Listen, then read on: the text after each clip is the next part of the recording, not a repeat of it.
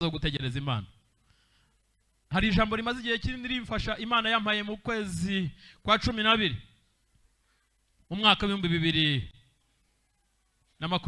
Imana yarambwiye ngo nzabwira abantu bayo ngo nta jambo ryiza na rimwe.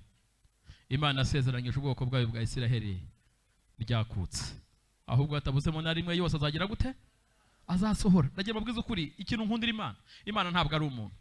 Twebwe abantu dufite ibintu dushingiraho, ariko ndashimira Imana ko nta kintu ishingiraho. Yiheraho ikagira gute, ikarema igitangaza. Reka dusome ijambo ry'Imana. By'umwihariko ndashimira Imana kuri uyu munsi ko Imana impaye amahirwe n'umugisha wo guhagarara imbere y'ubwoko bwayo ngo tuganire ijambo ryayo. Nababwiye ngo iminota 15 ntabwo ndi buyirenze. Ubutumwa bwiza bwa Yesu ko bwanditswe na Luka, turasoma igice cya mbere. Ndasoma amagambo menshi, ndasoma mu bice bibiri byonyine. Ndasoma n'ibyakozwe n'intumwa ibice 28, ariko duhanze duhera aha ngaha. Ubutumwa bwiza bwa Yesu ko bwanditswe na Luka igice cya mbere umurongo wa 5 turageza kuri 25. Ku ngoma ya Herode umwami w'Yudaya hariho umutambyi witwaga Zakariya wo mu mugabane wa Biya, wari ufite umugore wo mu bakobwa ba Aroni witwaga Elizabeti. Bombi barabakiranutse imbere y'Imana, bagendera mu mategeko n'imihango by'umwami Imana byose ari inyangamugayo, ariko ntibagiraga umwana kuko Elizabeti yari ingumba, kandi bombi bari bageze mu zabukuru. Nuko Zakariya yari agikora umurimo w'ubutambyi imbere y'Imana, kuko umugabane we utahiwe n'igihe ubufindo buramufata, nkuko umugenzo w'abatambyi wari uri, ngo ajye mu rusengero rw'Uwiteka kosa imibavu. Muri icyo gihe cyo koserezamo imibavu, rubanda rwasengeraga hanze, maze marayika w'umwami Imana amubonekera ahagaze iburyo bw'igicaniro cy'imibavu. Zakariya amubonye arikanga agira ubwoba, ariko marayika aramubwira ati witinya Zakariya, kuko ibyo wasabye byumviswe. Umugore wawe Elizabeti azakubyarira umuhungu, uzamwite Yohana, azakubera umunezero n'ibyishimo, kandi benshi bazanezerwa kuvuka kwe, kuko azaba mukuru imbere y'umwami Imana. Ntazanywa vino cyangwa igisindisha cyose, kandi azuzuzwa umwuka wera ahereye akiva mu nda ya nyina. Benshi mu Bisiraheli azabihindura ku mwami Imana yabo, azagendera imbere yayo mu mwuka n'ububasha bya Eliya, asanganye imitima yabase n'iy'abana n'iy'abatumvira Imana, azabayobora mu bwenge bw'abakiranutsi, ngo ategure ubwoko bwatunganirijwe umwami Imana. Zakariya abaza marayika ati ibyo nzabibwirwa n'iki ko ndi umusaza n'umugore wanjye akaba ari umukecuru? Marayika aramusubiza ati ndi Gaburiyeli uhagarara imbere y'Imana, kandi natumwe kuvugana nawe ngo nkubwire ubwo butumwa bwiza. Nuko dore uragobwa ururimi, kandi ntuzabasha kuvuga kugeza igihe umunsi ibyo bizaberaho, kuko utemeye ko amagambo yanjye azasohora mu gihe cyayo. Abantu bategereza Zakariya batangazwa nuko atinze mu rusengero, maze asohotse ntiyabasha kuvugana nabo, bamenya yuko hari icyo yerekewe mu rusengero. Akajya bacira amarenga, akomeza kubikiragi. Iminsi y'imirimo ye ishize asubira iwe. Bukeye umugore we Elizabeti asaminda, abihisha amezi 5, aravuga ati uku niko umwami Imana yankoreye mu minsi yandeberagamo, ikanteturira mu bantu. Tuvuge ngo amen. Reka twongeraho niringiri. Byakozwe n'intumwa, turasoma ibice 28.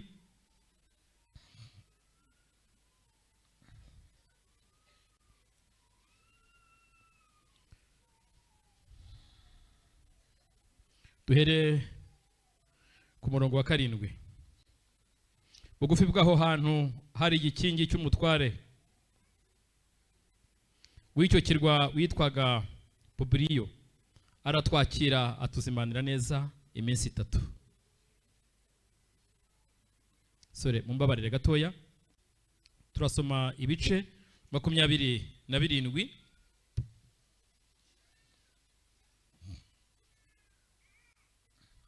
Turasoma umurongo wa 27.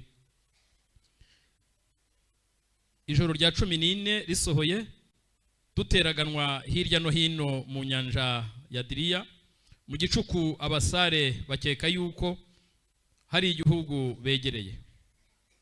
Bagera uburebure bw'amazi y'umuhengeri babona nka metero 40, bicumyeho hato bongera kubona nka metero 30, kandi kuko batinya gusekura ku ntaza bajugunya mu mazi inyuma y'inkuge ibyuma 4 ibyo kuyitsika bifite ko bifuza ko bucya.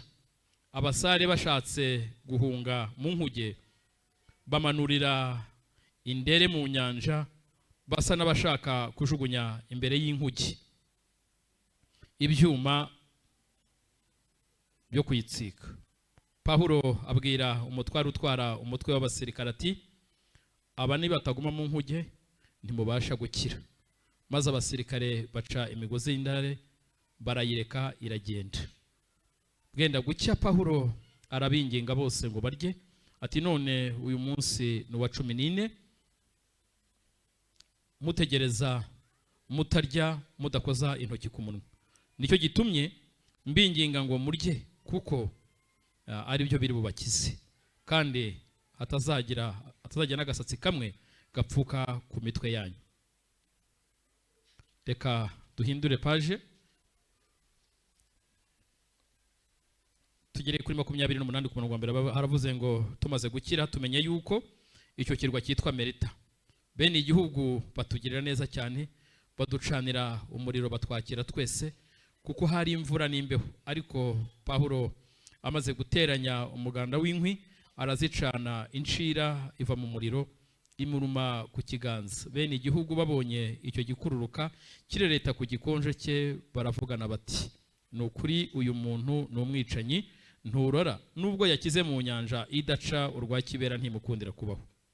Ariko akunkumurira icyo gikururuka mu muriro ntiyagira icyabo. Babandi bategereza yuko ari bubyimbe cyangwa ari bupfe akindutse, ariko bamaze umwanya munini bakibitegereje babona ntacyo abaye, barahindura bati ni Imana. Mufunge Bibiliya tuvuge ku ijambo ritoya dusomye, ndabura iminota 10 niturangiza dusenga Imana. Mbasaniye ijambo umwuka w'Imana yakize ku mutima rivuga ngo Imana irazirikana. Kugira ngo utabyibagirwa mu ndebere mu maso umuntu muri kumumpera ikiganza mumbwire ngo ubuzima bwose waba ubayemo Imana itandukanye n'abantu irazirikana. Ndabarahiye ukuntu Dawidi yanditse Zaburi ya 37 ku murongo wa 25 yaravuze ngo nari umusore none ndashaje.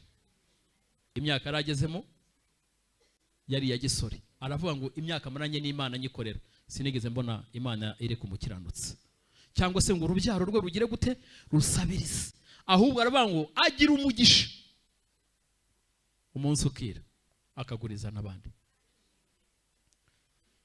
Uyu muntu tuvuze nari niba kuvuga ngo ndashimira Imana iminsi tutavuze kuri ba Zekariya cyangwa se ngo tuvuge no kubandi. Zefaniya n'umugabo, haleluya. Zefaniya n'umugabo wo guhamya yuko Imana igira gute, Imana irazirikana. Imana irazirikana mwa bantu mwe, izirikana amagambo yavuze, izirikana imirimo abantu bagiye bayikorera naho abantu baba batakibyibuka, ariko akantu kose warakoreye Imana, Imana ifite ahantu yagize gute yakanditse. Bibiliya itubwiye uyu muntu witwaga Zakariya. Zakariya yakoreye Imana mu gihe cye. Nahura n'ikigeragezo aza gushaka umugore witwaga Elizabeth. Elizabeth yari umukobwa ukomoka mu batambyi. Bibiliya tubwiye ko ari umukobwa w'umuryango wo kwa Abi. Bari abantu bakoreye Imana, bari abantu b'intangarugero. Umva akantu Bibiliya yavuze ngo bari abakiranutse imbere y'Imana, ariko ngo bakaba bari n'inyangamugayo. Munyumve neza. Kugira ngo umuntu azuzuze izi karite ebyiri, hari igihe umuntu aba umukiranutse abantu bakavuga bati uyu muntu ni iki, ni umukiranutse, ariko hari n'undi bantu bavuga bati ni inyangamugayo ariko si umukiranutse. Ariko ababo ngo bari abakiranutse imbere y'Imana n'imbere y'abantu, bakaba n'inyangamugayo imbere y'Imana n'imbere y'abantu. Imana ibashakira umwanya muri Bibiliya irabirata. Nubwo byari bimeze bityo, ari abakiranutse n'inyangamugayo bagendanaga igishako n'ikigeragezo. Si igitangaza kuba waba uri inyangamugayo ariko ukaba ukiri mu kigeragezo. Si igitangaza kuba waba uri umukiranutsi ariko ugahora mu ishuri ritarangira. Aba bantu ni icyitegererezo. Bibiliya yatubwiye nihuse, ndaza kubona umwanya uhagije mu iteraniro rya kabiri, ahubwo naza gufata umwanya uhagije wo gusenga. Wenda nzi iminota nk'itatu yo gusenga. Bibiliya yatubwiye ngo igihe kigeze, icyo gihe abatambyi ntabwo bajyaga kosa imibavu mu nzu y'Imana cyangwa se kujya gukora umurimo w'Imana uko bashatse, ahubwo habagaho iki? Ubufindo.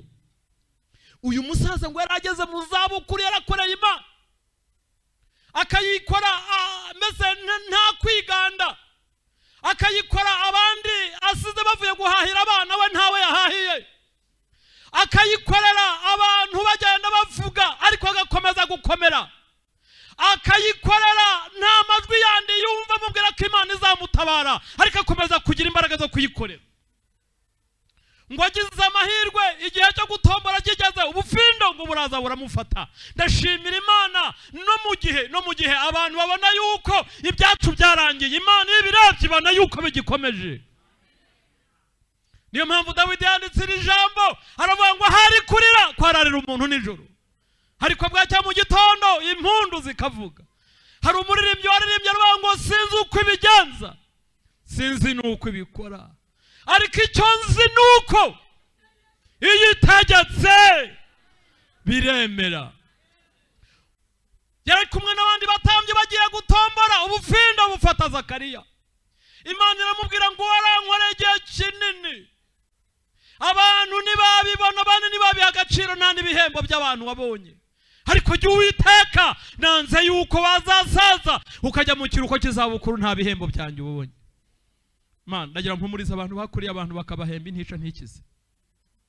Ndagira ngo mpumuriza abantu bakoze ariko ibihembo babahaye bakabana ntabwo bihwanye n'amaraso n'ibyuya babize.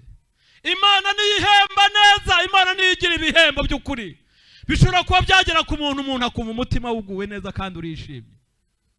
Ubufindo ngo bufashe Zakariya, ahita agenda ajya mu rusengero rw'Uwiteka. Ndashimira Imana duhamagaye mu nzu y'Imana, niho abantu bumvira amakuru atandukanye nayo hanze.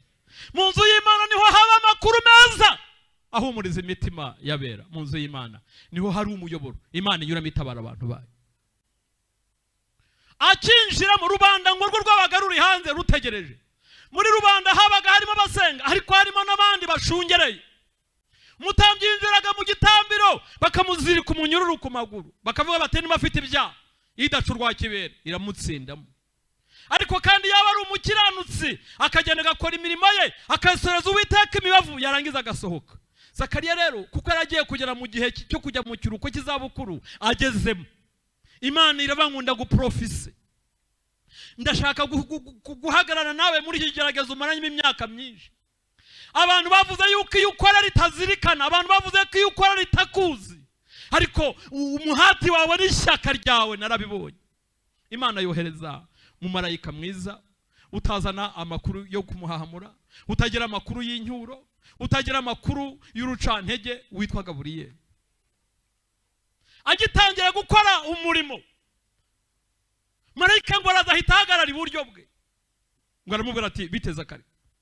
Zakariya ngo arikanga, ngo aravuga ati ngaramubwira ati witinya, iminsi yose wamaze ku musozi wo kutagira umwana Imana yarayibonye. Iminsi yose wamaze kugisuzugurira cyo kuvugwa Imana yarayanditse. None irantumye ngo nze nkubwire ngo imibyizi yose wakoreye Imana ije kuyihemba. Ni nayo mpamvu Imana imbwiye ngo uhereye umunsi Imana wakoreye igiye kuguha umwana, kandi uyu mwana Imana yampaye n'amazina ngiye kumukubwira. Icyambere, uyu mwana azaba ari umuhungu. Icya kabiri, ndashimira Imana yavuganye na Zefaniya iramubwira ngo umwana wa mbere uzabyara azaba ari umukobwa. Ndetse n'abandi bazamukurikira Imana irabavuga, ntabwo ari kuri Zefaniya, n'abandi bose bizera Imana yagiye ivugana nabo, kandi amagambo yose Imana yavuze yagiye yasohoza n'andi yasohoza. Zakariya kubera gutinda mu kigeragezo no mu bibazo, abwira marayika aramubwira ati byashoboka biteze, ndi mu zabukuru, imyaka yanjye yo kubyara yararenze, ndetse n'umukecuru wanjye Elizabeth nawe byararangiye. Ndagiye mbabwira ngo ibyarangiye ku bantu, ku Mana biracyakomeje.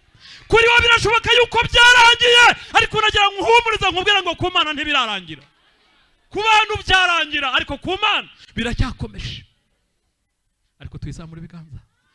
Nukuri abantu bakoreye Imana, Imana ibafitiye amakuru meza. Nubwo ubona wowe nta cyerekezo nta gahunda, Imana yambwiye ngo mbabwire ngo muhumure.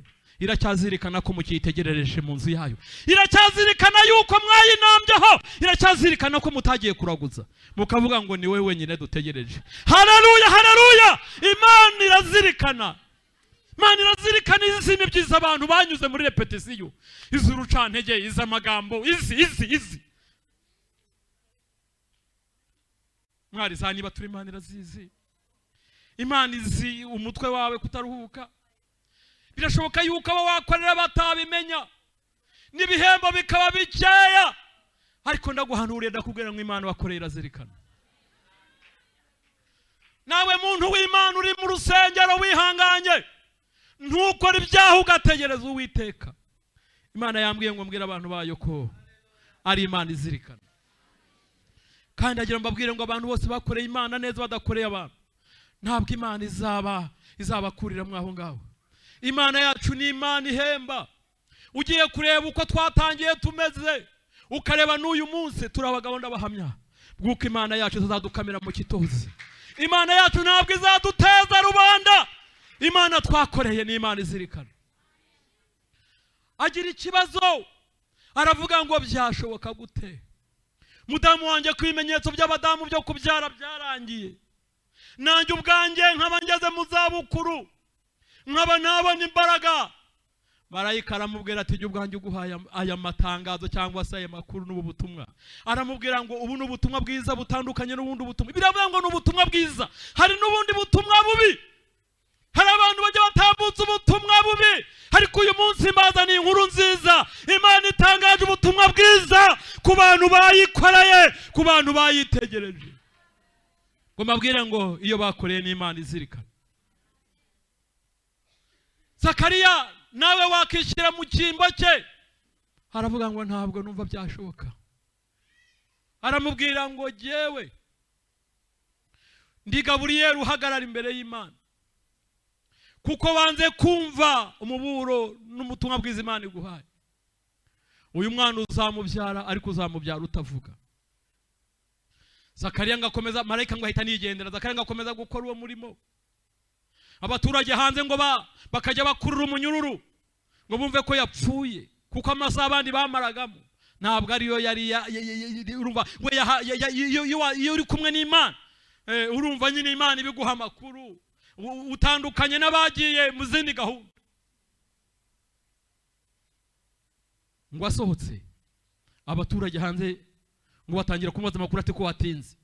Barangije ngo arababwira ati impamvu natinze ntabwo yavuze, ngo yacaga amarenga. Abantu bagira amatsiko. Reka mbabwize ukuri, Imana ijya inaturinda. Hari ibintu Imana itinya kutubwirira mu bantu kugira ngo bitazaduteza intambara. Urumva iyi Imana iza guha Zakariya kuvuga, yarwa ati marayika yansuye yanambwiye ko nzabyara. Hari abatari kwemera yuko Zakariya yabyara, bakavuga tuzapfa utyo nubwo Imana yabivuga ninajyamo izavemo. Ariko marayika aravuga ati ndakugira ikiragi, kuko abaturage hanze ndabazi. Abantu Imana araturemye, iratuzi mama. Imana iratuzi. Umuntu ashobora guca ku mangazini yawe yabona hari abakiriya akavuga ati uyu muntu afite umuti. Ibi mbabwira ni ukuri kw'Imana. Hari abakristo bamagara bakambwira ati ni ukuri nkurikije ukuntu umuturanyi mwene data turimo gusengana abantu bahari uzabikurikirana afite umuti. Urumva Imana iratuzi. Ibi mbabwira mbivuze mpagaze ku ruhimbi. Kubera umwuka w'ishyari abantu bagera kandi bajya ku igaburo ryera. Imana iratuzi. Imana imugira ikiragi. Ngo aragenda ariko iraryihutishira isezerano. Ngo ageze mu rugo ibyari byaranze kuva mu busore, ibyari byaranze agifite imbaraga, ngo agisuhuza mukecuru. Nimba bararamukanyije gusa isezerano ntabwo Imana ikamubwiza ukuri, rimeze nk'amazi. Mwabonye amazi yatemba agashaka kuyazibira, yashaka guca ahangaha ahita yishakira inzira, akongera agaca ahangaha, akongera akagira gute, akavuga ati mfite misiyo y'ahantu ugomba kujya. Nawe niko byagenze. Ngo ahura na mukecuru nihuse. Mukecuru ngo abarasamye, asamye ntabwo yumvaga yuko byakunda. Reka ngwize ukuri, hari ibintu Imana ikora abantu bakabona ari inzozi. nawe ubwawe bikoreye ukabona bitashoboka, ariko nagiye mabwiza ukuri, ibyo wowe ubona ko ari inzozi n'iby'Imana ikoze. Ibyo ngibyo wowe ubona yuko bidashoboka n'iby'Imana ikora, kuko ibyo amaboko y'abantu ashoboye Imana ntabwo ijya ibizamo. Ibyo amashuri akora Imana ntibizamo, ibyo ababosi bakora Imana ntibikora, ahubwo Imana izahandi abantu babona yuko nta nzira. Uyu mubyeyi ngo asama mu bitangaza by'Imana. Amaze gusama, umva ikintu cyabaye. Umukecuru ngasa nkaho atunguwe. Umugabo ntavuga, n'amarenga. Umukecuru nawe atangiye kuribwa mu nda. Ku nshuro ya mbere umenyera atangiye kuvuga ati bura n'inzoka. Ariko kuko yari umudamu atangira kuvuga ati ndumva impinduka, kuko ibimenyetso byawe byararangiye. Ariko nagira ngo mumfashe dushimire Imana. Ntabwo nzi ubwe twayishimiramo. Imana ikora nta bimenyetso by'abadamu, ndavuga iby'abadamu. Imana ikora igakora n'ibimenyetso byararangiye. Umva atari Imana ikwiye gukorerwa. Haleluya. Umva Imana ikora igakora n'ibimenyetso byaragize gute? Byararangiye. Iteye ubwoba. Mukecuru, haleluya, garavuga ati nzaca nti muri karitsiye, abantu bazabibona ntibazagira ngo ni imitwe. Inda ngo ayihisha amezi 5. Avuga ati uruvugo rw'aba bantu ntabwo narukira. Ariko ngo bigeze ku kwezi kwa 5 n'iminsi, mukecuru avuga ati byose ni hahandi. Nimba ari Imana yabikoze izi nuko izabigenza. Ngo aravuga ati reka nsohoke. Yihisha amezi 5. Kamubwiza niba ari ikintu kiryoha. Ariko ubwo bishoboka yabazaga Imana atari ko Mana wabikoze ute? Wanyuze mu yihe nzira ko nasomye nkasanga ubundi umugore y'imyaka 45 irangiye ubujye bigenze biti. Mukecuru abonye ibihamya byuko umwana yatangiye gukonka harimo gusimbuka mu nda, aravuga ati byose ni hahandi. Abaragusohokeye mukecuru. Nimba yaragiye mu isoko batingiye gushaka mariniyeri, ariko ngaca ahandi isoko ryari ryabaye. Mundebere mukecuru agiye gushaka udukweto tudafite taro, tumwe tw'ababyeyi batwite bambara. Inkona arajugunya mukecuru, aravuga ati ubwo Imana yampaye impaye n'ibihamya.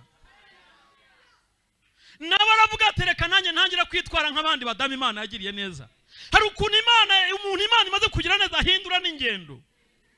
Hari ukuntu umuntu wavuganye n'Imana itari yanakora, uyu muntu atangira kubyiyumvamo, akavuga turi Imana itandukanye n'abantu mu migire no mu bikorwa ukora. Aca muri karitsiye avuga ati uri Imana ikwiriye gusengwa, uri Imana ikwiriye amashimwe. Anyura mu baturage bavuze, anyura muri karitsiye itubaha Imana, agenda buhoro avuga ati ntwaye amabanga y'Imana. Avuga ati uri Imana ica inzira aho zitari. Mukecuru arakugendeye ashatse mariniyeri, ayikubisemo, yiyeretse abaswa, yiyeretse abanyeshyari, yiyeretse abanyamagambo, yiyeretse abanyamatiku, yiyeretse n'abandi bose baje bahakana gukora kw'Imana. Abantu baravuga bati se uyu mukecuru yabuze ibyo akora, yabuze. Mukecuru kuko batari bazi bari bati arashaka kwigira nk'abandi bantu. Reka mabwiza ukuri, Imana umumpere ikigaza uyu muntu, umumbwira ngo Imana ikumpere igituma baceceka. Impamvu bavuga bafite uruvugiro. Hari akandi Imana ikora abadayimoni ikabakubita ku munwa. Niyo mpamvu Dawidi yanditse Zaburi ya 46:17 abwira Imana ngo wite unyereke ikimenyetso cy'ibyiza, kugira ngo n'abanyanga bakirebe bamware, kuko wite kuntabaye ukamara umubabaro. Hari ikintu Imana ikora kigakubita ku munwa abadayimoni. Abamubonaga bumvaga yuko arwaye urushwima, abandi bakavuga yuko ari byo yigira. Ariko imaze kugera muri 6 kandi afite ibihamya, yumva umwana agenda asimbuka. Mukecuru ntabwo akiri mukecuru, atangiye kugenda nk'umuntu wibutswe n'Imana. Imana ni kwibuka uzahindura ingendo, Imana ni kwibuka karitsiye utacagamo uzayinyuramo, Imana ni kwibuka amateka yawe azamenyekana utari uvuga. Shyiramo mariniyeri mukecuru. fata isakoshi kubita ibitugu. Nta muntu wazanye isakoshi nziza hano. Kecuru nawe aravuga ati Theo yararirimbye aravuga ngo nta muntu n'umwe bitagira gute bitabera. Nta nuwo bitakwira. Aravuga ngo ikibazo nuko bitinda kuza. Kecuru ashaka kweto gatoya. Nyuze mu mujyi abaturage bose bareba ikintu nkundira Imana. Imana ivuga badahari ikabisohoza bose bahari. Aragenda aravuga ati yababa we nanjye mu mijambo mvuge. Igihe mwavugiye nanjye Imana impaye uruvugiro. Bati bigenze bite? Aravuga ati uku ntabwo Elizabeth wa wundi. Reka nce no hanze nabo hanze babirebe. Mwabonye ukuntu Imana ibigenza. Umuntu Imana itabaye imutabara abantu bose babireba. Kandi nubwo abantu bataba abizerwa nibizere ibyo Imana yavuze, mugirira Imana ikizere. Ibyo yavuze no kubisoza izagira gute izabikora. Kuko Imana ntabwo ari umuntu ngibeshye. Nta nubwo ari umwana w'umuntu ngigira gute ngo yicuze. Arangije aravuga ati uku niko umwami Imana yagize gute yageje. Minayihori ndahumuriza abantu bavuganye n'Imana. Aravuga ngo ubwo yandebaga mu myaka myinshi y'igisuzuguriro, ubwo yandebaga mu myaka myinshi y'ubukene, ubwo yandebaga mu myaka myinshi yo kutabona unsuhuza, ubwo yandebaga mu myaka myinshi y'uburwayi, ubwo yandebaga mu myaka myinshi y'ubukode, myaka myinshi abantu aribo bavuga, yarangiza ikanteturura mu bantu. Ndagira ngo Imana ikumpera uruvugiro. Imana ikumpera uruvugiro mama. Imana ikumpera uruvugiro mu rugo rwawe papa. Imana ikumpera uruvugiro aho utuye. Imana ikumpera uruvugiro aho ukorera. Imana ikumpera iyo utuma uvuga.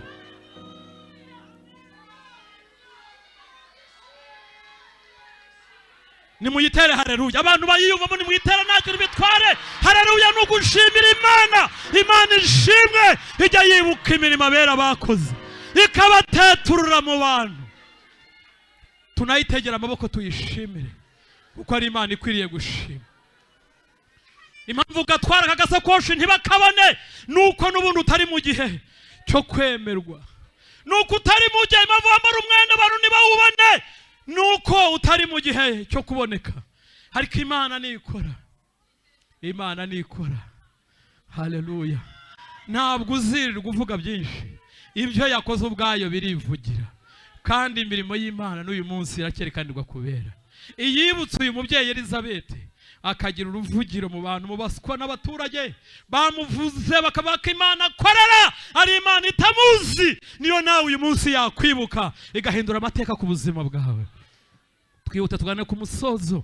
Nasomye ijambo ry'Imana hariya hepfo. Uyu ni umuntu wakoreye Imana witwa Pawulo. Yakoreye Imana muri uyu muyaga. Mwumvishe hari igihe haza umuyaga abantu bakabona nta muntu wawubakuramo. Hari igihe haza ibibazo abantu bakabona nta muntu wabibakuramo. Ariko nagira nkubwire ngo iyo wakoreye irazirikana. Ngo bahuye n'umuyaga witwa ruhuhuma. Hari imiyaga Mana itagira n'amazina. Hari igihe uhura n'umuyaga abantu bakaguha akato. Hari igihe uhura n'umuyaga abantu bakakwita andi mazina kandi iwanyu barakwise. Ariko ngo aryamye muri uyu muyaga, ngo ari kumwe n'abandi bantu 276 ngo bagombaga kugira uwo bagomba kujya kwiyereka Kayizari. Nubwo yagombaga kugenda agacibwa urubanza, yari afite isezerano ry'uko azahamya Imana imbere ya Kayizari. Abandi bakagira ngo uyu muyaga uzamwica ndetse ngo n'imbohe zizabica. Ariko nagira mbabwira ngo nta muntu wakoranye n'Imana upfa gupfa. Nta muntu wakoreye Imana neza utagaciro. Nta muntu wakoreye Imana neza uzangara. Nta muntu wakoreye Imana neza abadayimoni bazishima hejuru. Nta muntu wakoreye Imana neza. Ayiwe ariko Mana abantu baratwitiranye. Nukuri ko Imana ishobora byose. Mumpere ikiganza nukuri. Uje mumpere ikiganza umudamu mumbwira ngo abantu baratwitiranye. Kuko dusangira ibishyimbo, kuko dusangira imyaka, abantu bagira gute baratwitiranya. Mbarahiriyo nkorera abantu baratwitiranya. Bakareba yo twize, baratwitiranya bakareba isura, baratwitiranya bakareba aho dutaha, baratwitiranya bakageza nubwo barengera bakavuga ibitagira gute, ibitavugwa, ariko hari igihe bizasobanuka.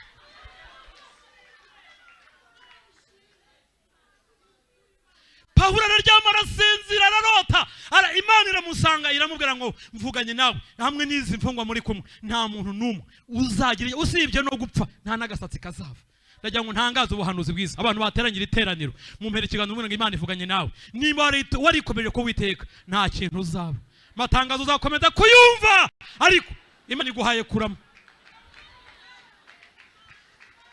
Mbahanuriye nk'umuhanuzi, niyo waba urwaye indwara yica, niyo waba urwaye indwara idakira, iri teraniro rya mbere Imana iravuze inyahori, Imana itari yasohoza ibyo yavuze. Mu mpano nizikura neza, usijye kuba n'umutambyi, ndi n'umuhanuzi w'Imana. Iramubwira ngo usibye no gupfa nta n'agasatsi mu bantu turi kumwe mwiza ukuri. Ku bantu bakoreye Imana neza, ngo krize mu gihugu, ngo banki ntabwo barimo kwishyura neza, muri maso mumbwire ngo Imana ibintu byose ibintu by'abantu b'Imana Imana yabishyize ku murongo. Ibintu by'abantu b'Imana ibi ntabwo ari siyasa, biri ku murongo. Umushinga Imana yize ibara utebuye neza, umushinga w'Imana utandukanye n'abantu bagiye imishinga. Umushinga Imana yize irawunonosora, ikawigana ubushishozi bukomeye. Ahanurira umutware wari uyoboye abo basirikare n'umuyobozi w'inkuge, aravuga ati Imana ivuganye nanjye ngo ahubwo abantu bose babyuke barye bakarabe mu maso bake, nta rupfu ruri hano, nta n'agasatsi kabo kazavaho.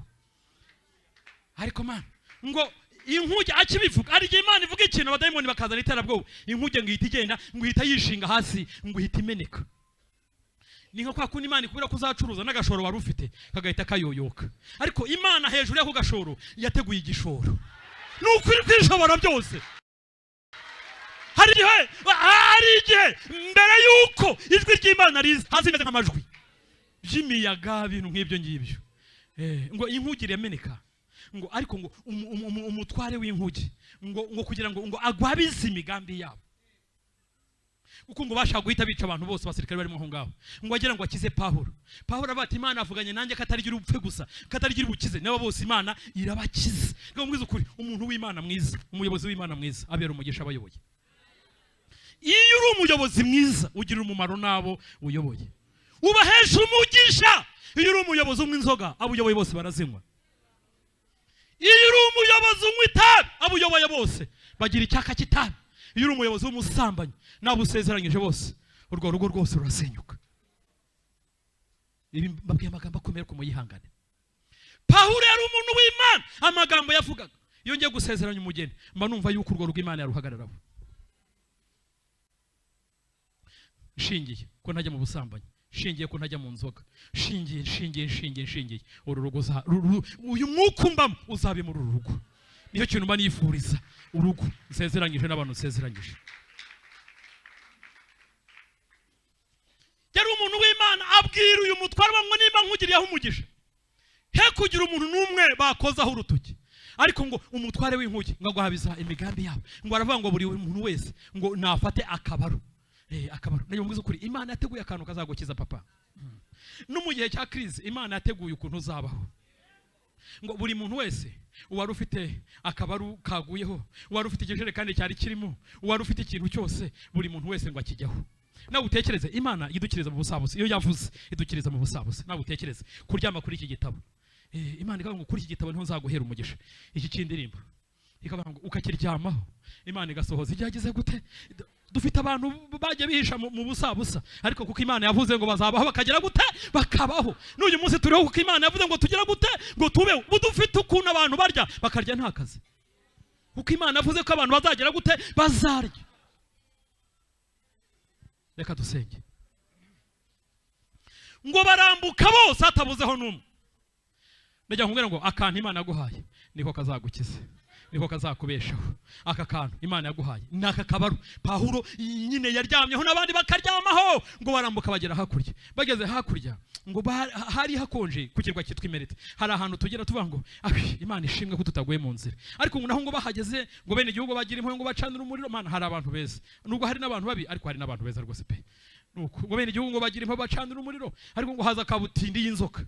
Wazi inzoka mbaya sana, ngo inzoka yari ingome, ngo yari iteye ubwoba, yari umudayimoni wa danje, umuntu yaryaga ngo yapfaga apfuye, atapfa apfuye ngo agakinduka, ngo agiye kubona ngo abona.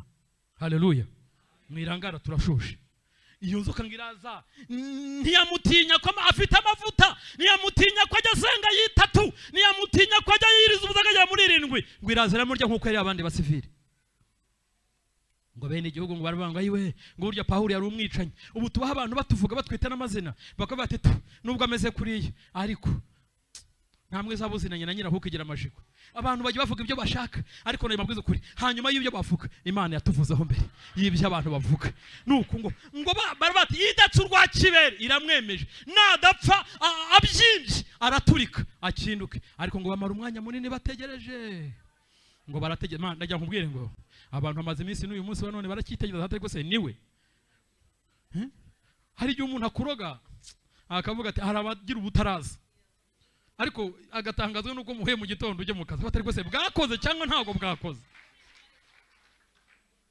Hari igihe umuntu akuvuga akagira ngo ahari yabirangije, ngo bamara umwanya munini bategereje. Nawe itekereze ukuntu abantu bamaze imyanya munini bategereje baba bati Sirasa azazisubiraho. Ariko Mana, ariko ngo bamaze umwanya bategereje. Ugisara ukuntu abantu bamara igihe kinini bategereje bakavuga, ariko ngo bamaze umwanya ngo barahindura. Mubike imitwe yanyu dusenge. Narije kubabwira ngo mbazaniye ubutumwa ngo niba mwarakoreye Imana, imirimo yose mwakoreye Imana yarayanditse. Imana si umuntu ngo ibeshye, nta nubwo ari umwana w'umuntu ngo yicuze. Amagambo yose Imana yavuganye nawe no kuyakora izayakora, kandi hatabuzemo na rimwe. Tutitaye ku bihe n'iminsi, abantu bose bavuganye n'Imana nibo bafite amahirwe muri iki kinyejana. Ndagira ngo tunahaguruke. Ubanyute n'Imana. Imana yampaye ubutumwa